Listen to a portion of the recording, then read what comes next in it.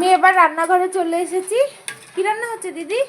সকালে পাস্তা হবে, আর তুমি পাস্তা খাবে না, তোমার জন্য এই যে চাউমিন।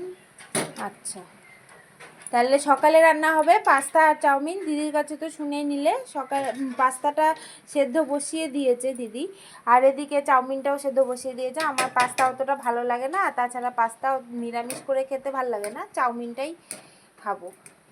তো তেমন কোনো সবজিও নেই, তাও কি চাউমিন খাওয়া বন্ধ থাকবে বলো? কমপ্লিট হয়ে গেছে, মানে হয়ে গেছে সিদ্ধ।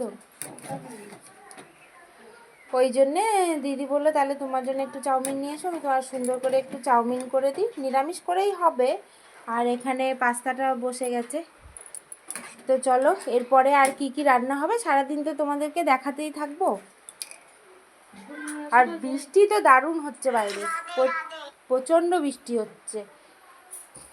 সকালবেলা ওয়েদারটা খুব সুন্দর ছিল, কিন্তু আবার যেই না বললাম না, তখন ওই যে যখনই স্নান করতে গেলাম তখনই ওয়েদার চেঞ্জ, আবার শুরু হয়ে গেল বৃষ্টি। তো চলো দিদি, ঝুড়িতে ডিজাইন করেছে কে গো? তুমি ডিজাইন করেছো এইভাবে?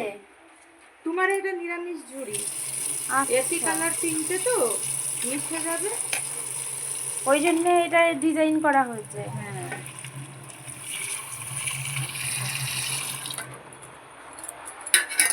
তো চলো দিদি খাবারটা বানাক, ততক্ষণ আমি একটু ঘুরে ঘুরে আসি, যাই কোথায় ঘুরতে যাওয়া যায়। আর আজকে দেখি দিদি আমাকে কি রান্না করে দেয়।